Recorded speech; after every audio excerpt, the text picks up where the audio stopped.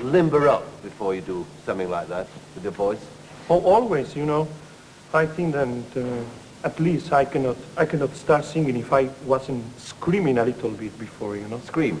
Well, let's say it's scream, vocalize, you know. Yes. Peter knows very well how to vocalize, I'm sure. No.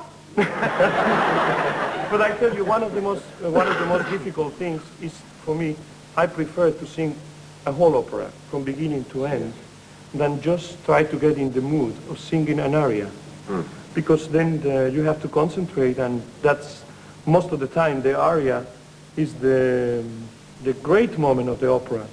So you have to think ahead, and it's very difficult to concentrate and to get into the character. So it's a lot more difficult, and especially when you know that millions of people are watching you, you know. Yes. It's a lot more exposed than in the theater.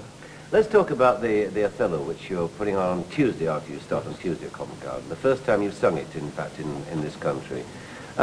Is it your favorite role, Placido? Absolutely. It is. Why is that? Well, because it combines first of all, two geniuses, being Shakespeare and Verdi, or Verdi and Shakespeare, whatever you want to put it, whatever way you want to put it in. For me, strange enough, as great as it is, the play, I'm used now to see it with the music, you know. Is always, I always hear the music, even when I go to see the play, It's the most demanding role for acting and singing together. It's so demanding, the acting, than as difficult as is the singing, sometimes I forgot about the singing. Really? Because I have to get so much concentration on the acting, then sometimes I realize when I finish, I say, I just finished Othello. And Othello, I should say, yes, no, Othello. But that's the feeling, you know, when I feel really that it has been really a performance, then I could really get concentrated, and I can really get all the feelings. I don't think about the singing. Yeah. And that's the marvelous thing about your musical education. I mean, where do your musical background come from? I have, my parents, they are singers too. They sing a music which is very close to the Spanish people, which is called zarzuela. The zarzuela is a marvelous little, let's say, serious musical comedies with some kind of drama in between, but it never gets as tragic as the opera. It always have a happy end.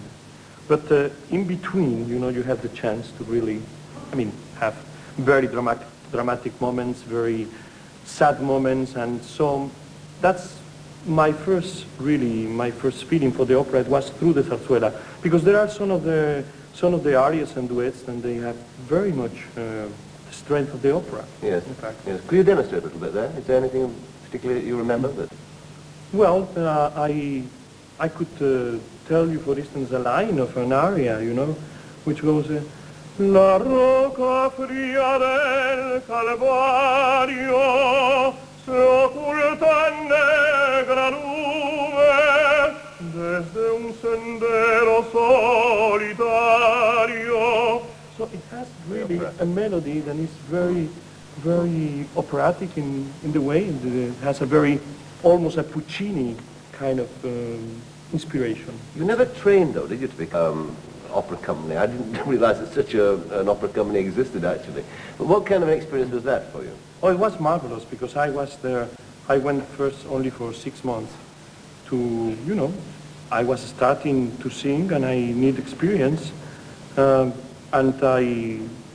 in Mexico, it was not too much to do. I was doing it, I did it, I don't know, 40 is too much, no, less than that. Yes, 40 performances in 4 years or something like that.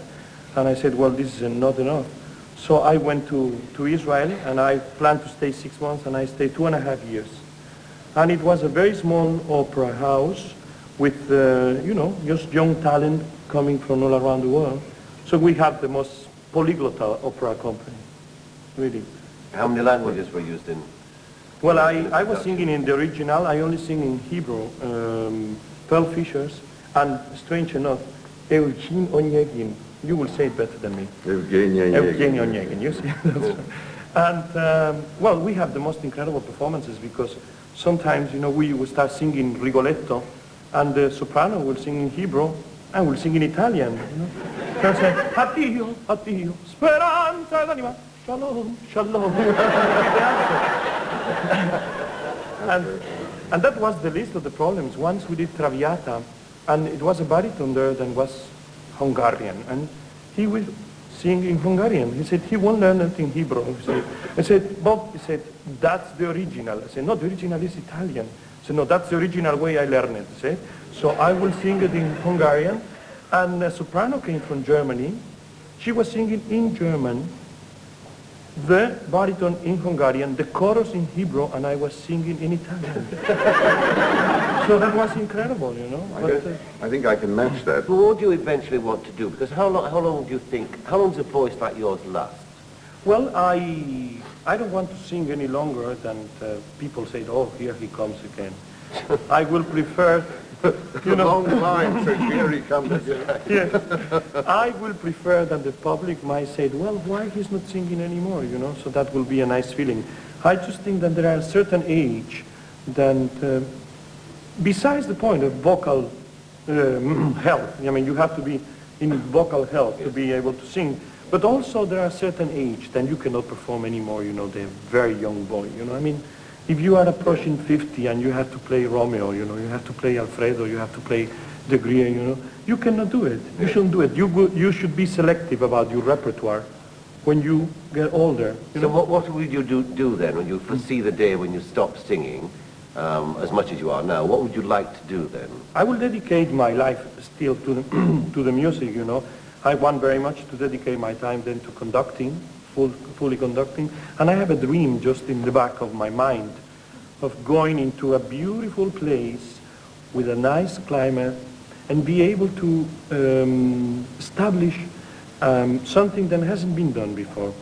It is, rather than being the director of a big opera house with all the troubles, with all the unions, with all the, you know, that they face every day, I would like to have a school, a theatrical school, which it will be, I will say to the people in the theater, I will choose about 20 or 25 young singers around the world, and I will say these 20 singers are going to be absolutely first-class singers for every opera house in the world in 2 years.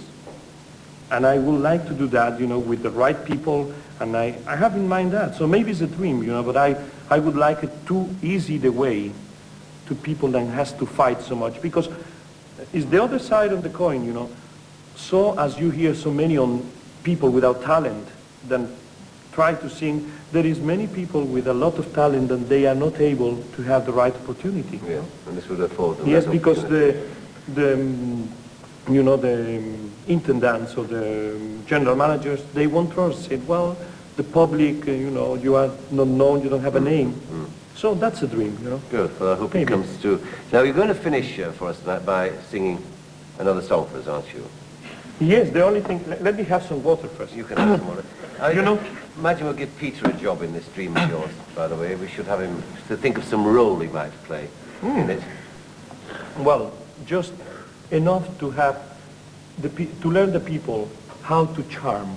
The charm. You know, that's the first thing. Then, how to speak languages. He's incredible. You speak all the languages perfectly. I don't at all. I make all the wrong. And the acting, you know, the acting, I mean, you can learn from you in 2 minutes more than any master class. Yeah, say that again. I'm sure he will. So what are you going to sing for us, Patrick?